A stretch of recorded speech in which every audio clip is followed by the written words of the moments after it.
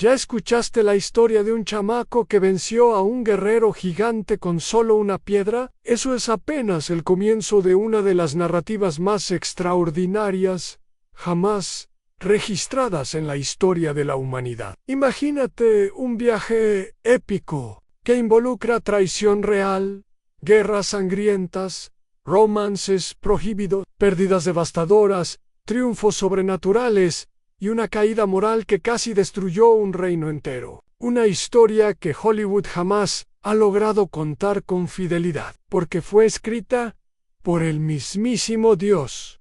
Hoy vas a descubrir los secretos de un hombre común que se convirtió en el más grande rey de la historia de Israel, un pastor de ovejas que se transformó en el arquetipo del líder conforme al corazón de Dios. Prepárate para emocionarte, reflexionar y transformar completamente tu forma de ver los desafíos de la vida.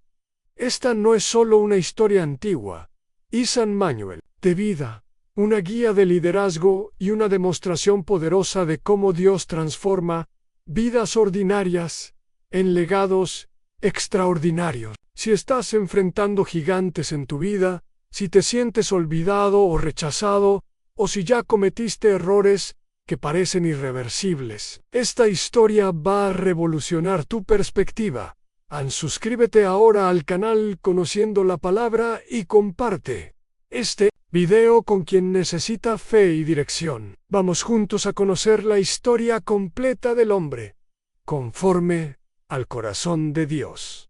David todo comenzó por el año 1040 antes de Cristo, en la pequeña ciudad de Belén, a solo 8 kilómetros de Jerusalén. Isaí, un hombre respetado en la comunidad, descendiente directo de Ruth y Buz, tenía 8 hijos. El más chico, David, cuyo nombre significa amado en la Biblia, nos da detalles fascinantes sobre su apariencia a un joven pelirrojo, tiob y bella apariencia, menos características raras entre los hebreos de esa época. Mientras sus hermanos, Eliab, Abinadab, Sama, Natanael, Radai, Osem y Alemalec, eran entrenados para la guerra y los negocios de la familia. David fue asignado para la tarea considerada menos noble, cuidar ovejas. Pero aquí está el primer gran principio en Dios. Ve lo que nadie ve. Mientras todos ignoraban a David como el chamacuito insignificant, el cielo se estaba moviendo en su dirección. En la cultura hebrea, el primogénito recibía la herencia doble y el respeto familiar. David, como octavo hijo, estaba en la posición más baja de la jerarquía familiar durante años. Solo en los campos de Belén, David desarrolló habilidades que ni él mismo sabía que serían cruciales para su destino. Aprendió a tocar el arpa con maestría. Componía melodías que calmaban no solo a las ovejas, sino que más tarde calmarían el espíritu atormentado de un rey. Desarrolló una puntería excepcional con la honda, un arma simple, pero mortal en las manos correctas. Más importante, David aprendió la comunión íntima con Dios. Bajo las estrellas de Judá, conversaba con el Creador, adoraba, cuestionaba, alababa y desarrollaba una fe inquebrantable. Los Salmos 8 y 19 probablemente nacieron de esas noches solitarias contemplando la creación en el año 1025 a.C. Un evento que cambiaría la historia de Israel estaba a punto de suceder. El profeta Samuel, aún enlutado por el rechazo de Saúl como rey, recibió una orden directa de Dios: llena tu cuerno de aceite y vete. Yo te enviaré a Isaí de Belén, porque de entre sus hijos me he elegido rey. Samuel llegó a Belén con miedo. Saúl aún era rey, y ungir a otro monarca sería considerado traición, castigado con muerte. Pero la obediencia a Dios superó el miedo humano. Organizó un sacrificio, una práctica común que no despertaría sospechas uno por uno. Los hijos de Isaí fueron presentados. Eliab, el primogénito, alto e imponente, parecía la elección obvia. Samuel pensó: de seguro está delante de Jehová su ungido. Pero Dios respondió con palabras que resuenan a través de los siglos: no mires a su parecer, ni a lo grande de su estatura, porque yo lo desecho. Porque Jehová no mira lo que mira el hombre, pues el hombre mira lo que está delante de sus ojos, pero Jehová mira el corazón. 7 hijos pasaron delante de Samuel, han todos rechazados. Entonces Samuel preguntó: ¿se han acabado los jóvenes? Isaí, casi avergonzado, respondió: queda aún el menor, que apacienta las ovejas. Cuando David llegó, aún con el olor de ovejas sucio del campo, Dios dijo inmediatamente: levántate y úngelo, porque este es. Samuel tomó el cuerno del aceite y ungió a David en medio de sus hermanos. La Biblia registra: y desde aquel día en adelante, el Espíritu de Jehová vino sobre David. Imagínate la escena: un adolescente de aproximadamente 15 años, ungido rey en secreto, mientras sus hermanos observaban perplejos. No sabían que acababan de presenciar la coronación del más grande rey de la historia de Israel. David regresó a los campos, pero ahora era diferente. El Espíritu de Dios estaba sobre él, y comenzó una fase de entrenamiento intensivo que duraría años. Dios usa métodos no convencionales para preparar a sus elegidos. En los campos de Belén, David enfrentó depredadores reales. La Biblia menciona específicamente leones y osos, animales que eran terror de los pastores de esa época. Pero David no huía. Con valor sobrenatural, los enfrentaba con sus propias manos, a veces matándolos para proteger a una sola oveja. Esta experiencia desarrolló en él características esenciales de liderazgo: un valor bajo presión, sentido, responsabilidad por los más débiles, habilidad en combate y, sobre todo, dependencia total de Dios en Jesús. Siglos después, usaría la metáfora del buen pastor que da la vida por las ovejas, una lección que David vivió literalmente. Este período, David compuso muchos salmos. El Salmo 23, probablemente el más famoso de la Biblia, nació de esta experiencia: Jehová es mi pastor, nada me faltará. Él sabía lo que significaba ser pastor y ser pastoreado. Mientras tanto, en el palacio real, una tragedia espiritual se desarrollaba. Saúl, por su desobediencia y orgullo, había sido rechazado por Dios. La Biblia registra que el Espíritu de Jehová se apartó de Saúl y le atormentaba un espíritu malo de parte de Jehová. Los síntomas eran claros: depresión profunda, paranoia, explosiones de ira y comportamiento errático. Los siervos de Saúl sugirieron música como terapia. Alguien recomendó un hijo de Isaí de Belén que sabe tocar, y es valiente y vigoroso, y hombre de guerra, prudente en sus palabras, y hermoso, y Jehová está con él. David fue llamado al palacio. Siempre que tocaba su arpa, el espíritu maligno se apartaba de Saúl. Dios estaba posicionando estratégicamente a su ungido para aprender los entresijos de la política real, observar los errores de liderazgo de Saúl y prepararse para su futuro reino. Por el año 1020 a.C., Israel enfrentaba su mayor crisis militar. Los filisteos, enemigos históricos, se habían posicionado para batalla en el valle de Elán, pero esta no sería una guerra común. Los filisteos tenían un arma secreta, Goliat Duget. La Biblia nos da detalles precisos de este guerrero. Tenía aproximadamente 2.9 metros de altura, un gigante literal. Su armadura pesaba cerca de 57 kilos. Su lanza tenía una punta de hierro de 6.8 kilos. Para comparación, un soldado romano cargaba máximo 30 kilos de equipo total por 40 días consecutivos. Número bíblico significativo de prueba. Goliat desafiaba a Israel 2 veces por día, mañana y tarde. Ofrecía combate singular en el vencedor. Determinaría el destino de las 2 naciones. Todo el ejército israelita, incluyendo al rey Saúl, que tenía casi 2 metros de altura. Estaba aterrorizado.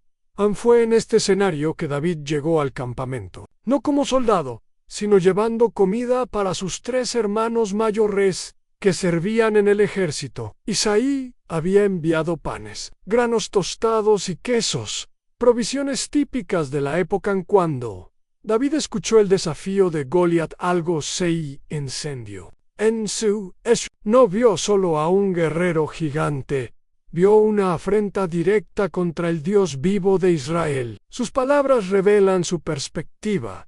¿Quién es este filisteo incircunciso para que provoque a los escuadrones del Dios viviente? Sus hermanos lo reprendieron. Eliab, aún resentido por no haber sido elegido por Samuel, dijo: ¿Para qué has descendido acá? ¿Y a quién has dejado aquellas pocas ovejas en el desierto? Yo conozco tu soberbia y la malicia de tu corazón, que para ver la batalla has venido. Pero David persistió. Llevado a la presencia de Saúl, se ofreció para luchar. Contó sus experiencias. Tu siervo era pastor de las ovejas de su padre, y cuando venía un león o un oso y tomaba algún cordero de la manada, salía yo tras él, y lo hería, y lo libraba de su boca. Y si se levantaba contra mí, yo le echaba mano de la quijada, y lo hería, y lo mataba. Saúl, inicialmente reacio, finalmente estuvo de acuerdo. Trató de vestir a David con su propia armadura real, pero el joven pastor la rechazó.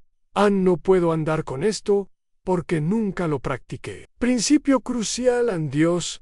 No nos llama para usar la armadura de otros, sino para luchar con las armas que Él nos dio. David descendió al valle con su honda, su cayado de pastor, y 5 piedras lisas del arroyo. Cuando Goliat lo vio, se sintió insultado. «¿Soy yo, perro, para que vengas a mí con palos?» Y maldijo a David por sus dioses. La respuesta de David es uno de los discursos más poderosos de la Biblia. Tú vienes a mí con espada y lanza y jabalina, mas yo vengo a ti en el nombre de Jehová de los ejércitos, el Dios de los escuadrones de Israel, a quien tú has provocado. Jehová te entregará hoy en mi mano, para que toda la tierra sepa que hay Dios en Israel. Una piedra, un disparo en la frente de Goliat. El gigante se desplomó con estruendo que resonó por todo el valle. David corrió. Tomó la espada del mismo Goliat y cortó su cabeza. El ejército filisteo huyó en pánico, perseguido por los israelitas. Victoriosos, la victoria sobre Goliat catapultó a David al estrellato nacional. Saúl lo nombró comandante militar, y el joven pastor comenzó una serie impresionante de victorias. La Biblia registra y salía David a donde quiera que Saúl le enviaba, y se portaba prudentemente, pero el éxito trajo una consecuencia inesperada: los celos mortales de Saúl. Cuando las mujeres israelitas cantaron, Saúl hirió a sus 1000 y David a sus 10,000. Algo se quebró irreparablemente en el corazón del rey. A partir de ese momento, Saúl miraba con recelo a David. La persecución comenzó de forma sutil durante uno de los episodios en que el espíritu maligno atormentaba a Saúl. Mientras David tocaba arpa para calmarlo, el rey tomó una lanza y la arrojó contra el joven músico. Por 2 veces esto sucedió, y por 2 veces David escapó. Por muy poco en Saúl entonces ideó un plan más elaborado. Ofreció a su hija Mical en matrimonio, pero estableció una dote mortal en 100 prepucios de filisteos. Esperaba que David muriera pero el joven guerrero regresó con 200 prepucios, humillando aún más al rey. El matrimonio con Mical debería haber sellado la paz, pero solo intensificó la paranoia de Saúl. Ordenó directamente a Jonatán y sus siervos que mataran a David. Fue ahí que surgió una de las amistades más hermosas de la Biblia. Jonatán, hijo de Saúl y heredero legítimo del trono, sabía que David era el elegido de Dios. En lugar de envidia, demostró amor sacrificial. Avisó a David del peligro e hizo un pacto eterno con él.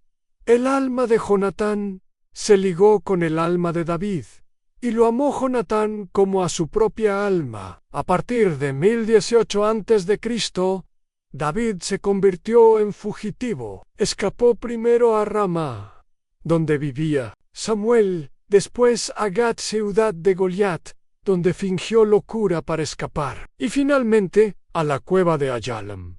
En la cueva de Adullam, algo extraordinario sucedió. Hombres desesperados comenzaron a juntarse con David, y se juntaron con él todos los afligidos, y todo el que estaba endeudado, y todos los que se hallaban en amargura de espíritu, y fue hecho jefe de ellos, y tuvo consigo como 400 hombres. David transformó esta banda de rechazados en el ejército más temido del Oriente Medio. Sus hombres valientes se volvieron legendarios. La Biblia preserva los nombres y hazañas de muchos de ellos. Anjos Beisbot, que mató 800 hombres de una vez a Eliezer, que luchó hasta que su mano se pegó a la espadazama, que defendió solo un campo de lentejas contra un ejército entero. Los 3 valientes, que atravesaron líneas enemigas solo para buscar agua del pozo de Belén.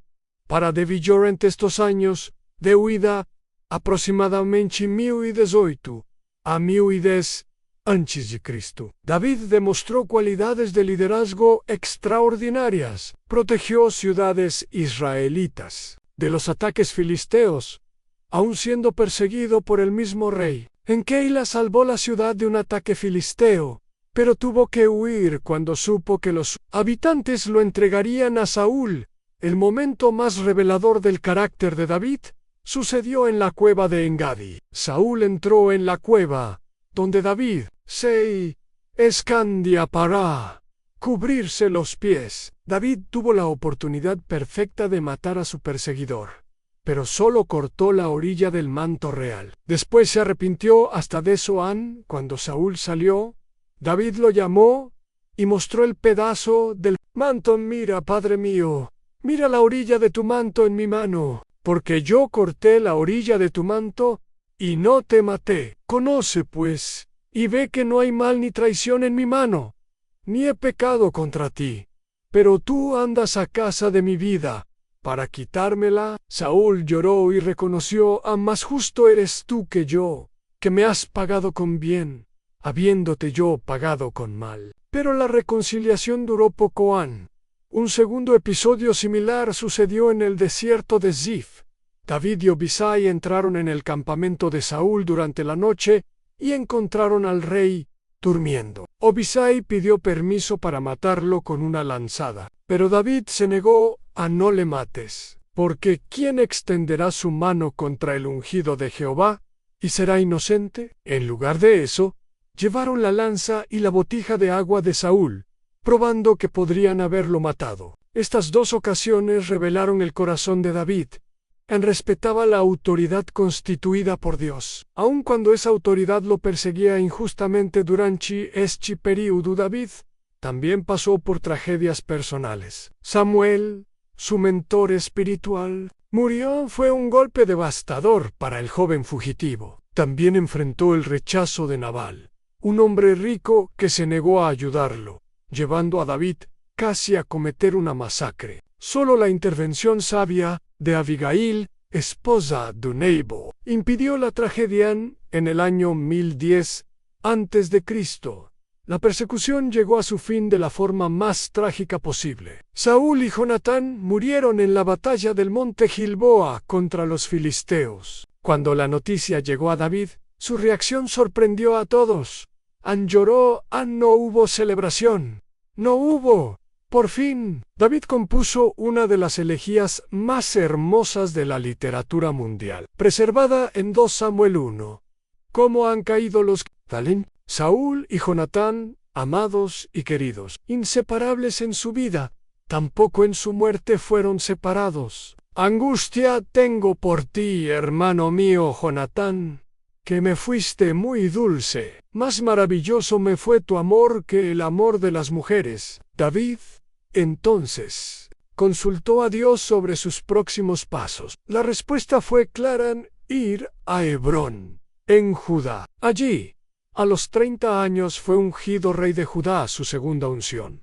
Pero Israel estaba dividido. Is-Boset, hijo de Saúl, fue proclamado rey de las tribus del norte, iniciando una guerra civil que duraría 7 años durante este periodo. David demostró sabiduría política extraordinaria. No forzó su ascensión, sino que esperó el tiempo de Dios gradualmente. Las tribus del norte se dieron cuenta de que David era la elección divina. Cuando Is-Boset fue asesinado por sus propios comandantes, llevaron la cabeza a David, esperando recompensa. La reacción de David los impactó. Ordenó la ejecución de los asesinos, cuanto más a los malos hombres que mataron a un hombre justo en su casa y sobre su cama. Ahora pues, ¿no he de demandar yo su sangre de vuestras manos y quitaros de la tierra? Finalmente, en el año 1003 a.C., a los 37 años, David fue ungido por tercera vez, ahora como rey de todo Israel. Su primer acto fue conquistar Jerusalén, que estaba en manos de los Yabusios desde hacía siglos. La ciudad, considerada inexpugnable, cayó a través de una estrategia brillante de David y se convirtió en la ciudad de David. Los primeros años del reinado de David estuvieron marcados por victorias extraordinarias. Derrotó a los filisteos, Decisive Amen. Conquistó Moab, venció a los sirios, subyugó a los edomitas y amonitas. Israel se convirtió en una potencia regional, controlando rutas comerciales estratégicas. Pero el momento más significativo fue cuando David trajo el Arca del Pacto a Jerusalén. Durante décadas, el arca había permanecido olvidada en Kirjat Jearim. David organizó una celebración nacional para traerla a la nueva capital. El primer intento casi terminó en tragedia. Uza murió al tocar el arca para impedir que se cayera del carro. David aprendió que hasta sus buenas intenciones debían ejecutarse según los estándares de Dios. En el segundo intento, el arca fue cargada por los levitas. Como la ley exigía, a la celebración fue espectacular. David danzó con todas sus fuerzas delante del arca, vistiendo solo un efod sacerdotal. Su esposa Mical despreció su demostración pública de adoración, lo que resultó en su esterilidad perpetua, un juicio divino establecido en su palacio de cedro.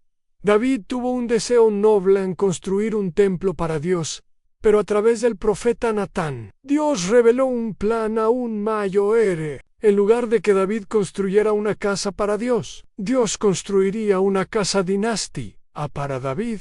El pacto davídico, registrado en 2 Samuel 7, es una de las promesas más importantes de la Biblia, y será afirmada tu casa y tu reino para siempre delante de tu rostro, y tu trono será estable eternamente. Esta promesa apunta directamente a Jesucristo, el Hijo de David que reinará eternamente. David organizó meticulosamente los servicios del futuro templo, dividió a los sacerdotes en 24 turnos, organizó a los levitas músicos, estableció a los porteros y tesoreros. Su contribución personal para el templo fue astronómica en 3.000 talentos de oro y 7.000 talentos de plata, aproximadamente 100 toneladas de oro y 233 toneladas de plata por los estándares actuales pero hasta el hombre conforme al corazón de Dios no estaba exento del pecado. Por el año 995 a.C., en el apogeo de su poder y éxito, David cometió los errores más graves de su vida. Era primavera, época en que los reyes salían a la guerra. Pero David permaneció en Jerusalén, enviando a Joab y su ejército contra los amonitas. Una tarde, se levantó de su cama y paseaba por la azotea del palacio real, cuando vio a una mujer de extraordinaria belleza bañándose en. La mujer era Betsabé, hija de Eliam y esposa de Urías Eteo, uno de los valientes de David, que estaba arriesgando la vida en la guerra. El rey preguntó sobre ella, mandó buscarla y durmió con ella. Betsabé quedó embarazada Lo que comenzó como un momento de debilidad se transformó en una cascada de pecados. Para encubrir el adulterio, David llamó a Urías de vuelta de la guerra, esperando que durmiera con su esposa y asumiera la paternidad del niño. Pero Urías demostró una integridad que condenó al rey en el arca a Israel y Judá. Están bajo tiendas, y mi señor Joab, y los siervos de mi señor, en el campo, y había yo de entrar en mi casa, para comer y beber, y a dormir con mi mujer. Desesperado, David ideó un plan diabólico. Envió una carta por las manos del mismo Urías para Joab: poned a Urías al frente, en lo más recio de la batalla, y retiraos. Urías murió en batalla. Después del período de luto, David se casó con Betsabé. Por casi un año, el rey vivió una mentira, manteniendo las apariencias mientras su conciencia lo corroía por dentro. Entonces, Dios envió al profeta Natán con una parábola devastadora sobre un hombre rico que robó la única oveja de un pobre. David se indignó con la historia y decretó: vive Jehová, que el que tal hizo es digno de muerte. Natán respondió con 4 palabras que resonaron como un trueno: tú eres aquel hombre. La confrontación de Natán quebrantó completamente el corazón de David. En su respuesta fue inmediata y genuina: pequé contra Jehová. No hubo justificaciones, no hubo intentos de minimizar el pecado, solo confesión pura. David compuso el Salmo 51, considerado la oración de arrepentimiento más profunda jamás escrita.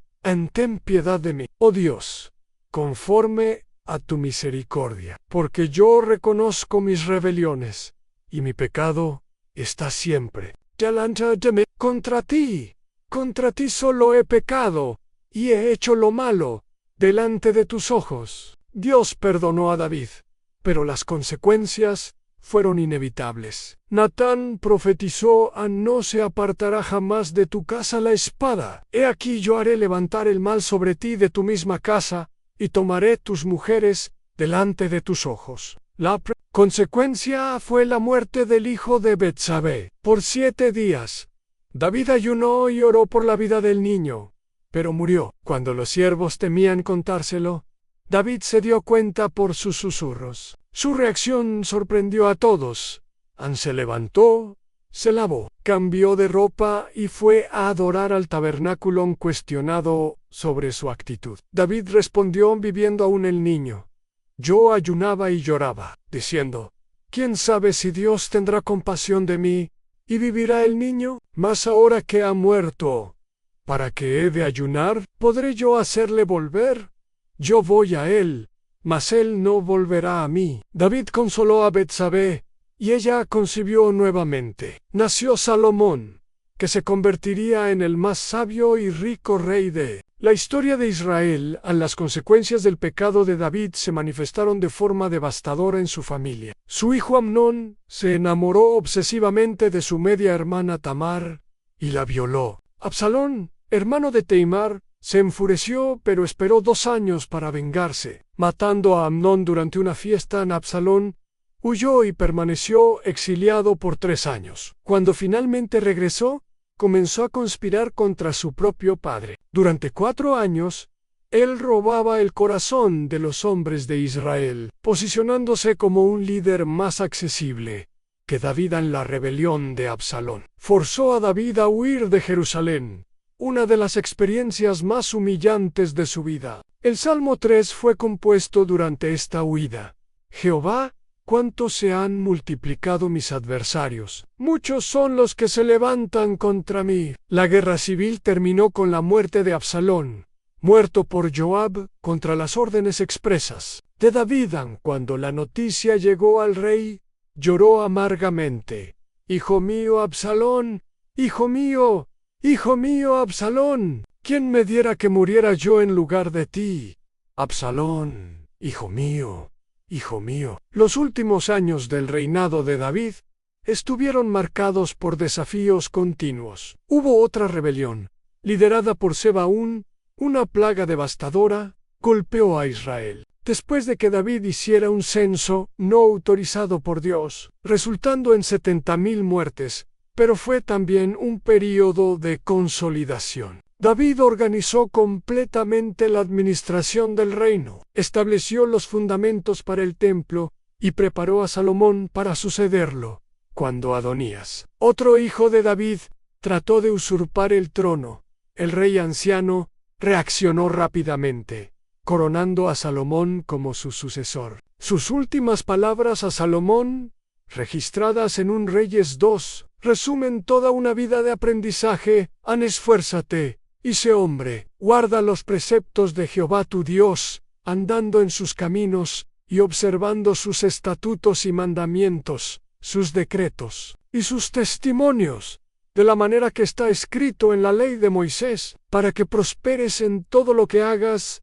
y en todo aquello que emprendas. David murió en 970 a.C., a los 70 años, después de reinar 40 años, 7 en Hebrón y 33 en Jerusalén. La Biblia registra su epitafio: ni durmió David con sus padres, y fue sepultado en su ciudad. El impacto de David en la historia va mucho más allá de sus conquistas militares o realizaciones políticas. Dejó al menos 6 legados duraderos en uno: el legado literario y espiritual. David es acreditado como autor de al menos 73 de los 150 salmos. Estos poemas sagrados se convirtieron en el himnario oficial de Israel y posteriormente de la Iglesia cristiana. Salmos como el 23, Jehová es mi pastor, el 51, oración de arrepentimiento, y el 139, Jehová, tú me has examinado, continúan consolando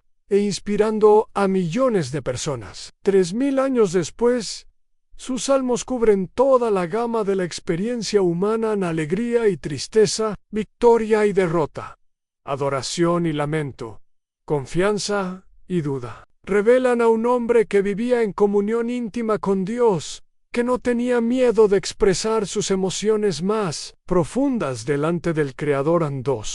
El legado mesiánico, la promesa de que el Mesías vendría del linaje de David, recorre toda la Biblia. Jesús es llamado más de 15 veces en el Nuevo Testamento Hijo de David. La genealogía de Jesús, tanto en Mateo como en Lucas, traza su descendencia hasta David. En las profecías mesiánicas frecuentemente hacen referencia a David. Saldrá una vara del tronco de Isaí, y un vástago retoñará de sus raíces. Isaías 11. El ángel Gabriel le dijo a María: el Señor Dios le dará el trono de David, su padre. Lucas 1 y 32:3. El legado de liderazgo. David estableció principios de liderazgo que trascienden tiempo y cultura. Demostró que los verdaderos líderes son formados en la oscuridad. Antes de brillar en público, protegen a los más débiles bajo su responsabilidad, respetan la autoridad aun cuando son maltratados, admiten sus errores y se arrepienten. Genuinamente desarrollan otros líderes en lugar de monopolizar el poder. Mantienen el corazón dirigido hacia Dios, aún en el éxito. 4. El legado arquitectónico y cultural. Aunque no construyó el templo, David fue su verdadero ideólogo. Eligio, el lugar M. Antimorea, diseñó los planos, organizó los materiales y estableció todo el sistema de adoración. El templo de Salomón fue, en realidad, la materialización de la visión de la vida en Jerusalén. Se volvió eternamente asociada con David hasta hoy. La parte antigua de la ciudad es llamada Ciudad de David. Transformó una pequeña fortaleza, Yabusía, en la capital espiritual del mundo. 5. El legado musical. David revolucionó la adoración en Israel, organizó un coro de 4000 levitas y una orquesta de instrumentos variados. Creó el primer conservatorio de música sacra de la historia, con escuelas para formar músicos y compositores.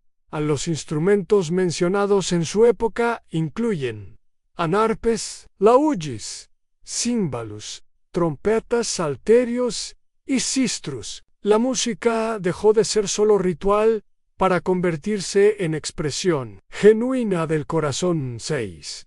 El legado de transformación personal. La vida de David prueba que Dios puede transformar a cualquier persona, independientemente de su origen o fallas. Un pastor de ovejas se convirtió en rey. Un joven rechazado se convirtió en el mayor líder de Israel. Un hombre que cometió adulterio y asesinato fue llamado hombre conforme al corazón de Dios.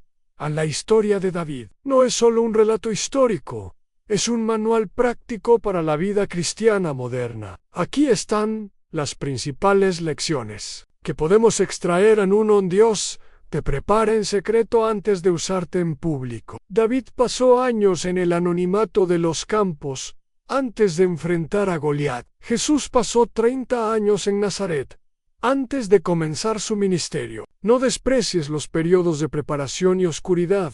Dios está desarrollando tu carácter en sí.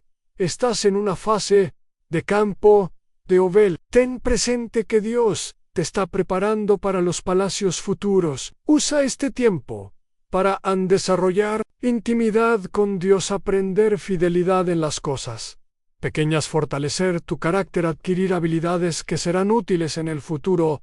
2. La fe transforma problemas en oportunidades donde otros veían un gigante invencible. David vio una oportunidad de demostrar el poder de Dios ante tus gigantes actuales. Pueden ser dificultades financieras, problemas de salud, relaciones rotas, desafíos profesionales, crisis familiares. Pregúntate, ¿cómo puede Dios ser glorificado a través de esta situación? En lugar de enfocarte en el tamaño del problema, enfócate en el tamaño de tu Dios. En 3.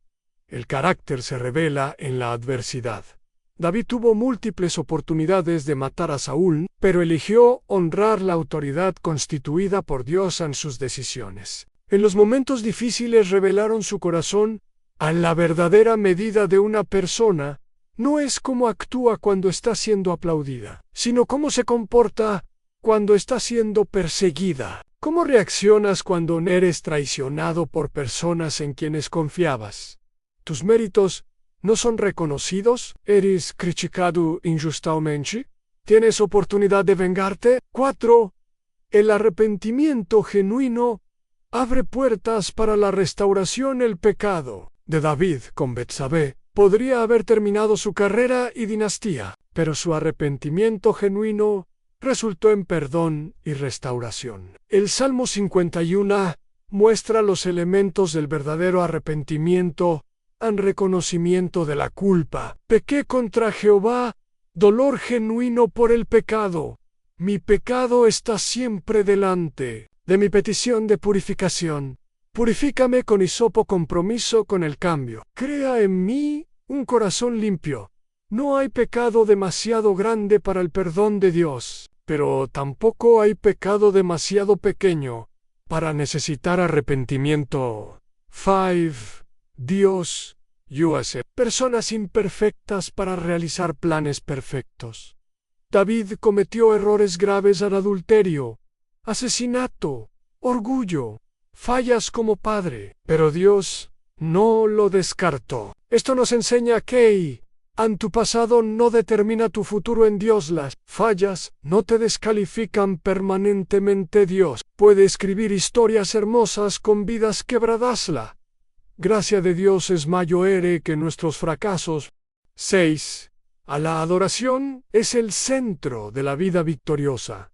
David era, sobre todo, un adorador. En los compas, en el palacio, en la huida, en la victoria o en la derrota, siempre dirigía su corazón hacia Dios.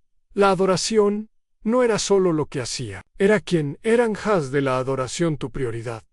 Comienza y termina cada día con Dios. Alaba en los valles y en los montes. Usa la música como expresión de fe, cada experiencia como oportunidad de crecer espiritualmente. Tal vez hoy te identifiques con alguna fase de la vida de David. Si estás en el campo de ovejas, olvidado, subestimado, haciendo trabajos que nadie valora, recuerda que Dios ve tu corazón. Tu fidelidad en las cosas pequeñas te está preparando para responsabilidades mayores. Ansí estás enfrentando gigantes problemas que parecen imposibles de resolver.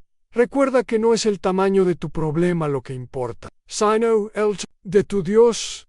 Una piedra en la mano de Dios es mayor que una espada en la mano de Goliat.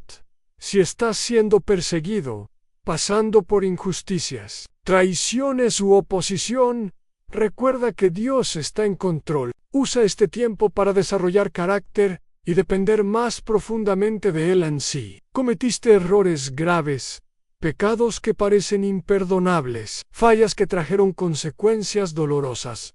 Recuerda que el arrepentimiento genuino abre puertas para la restauración. Dios se especializa en segundas oportunidades.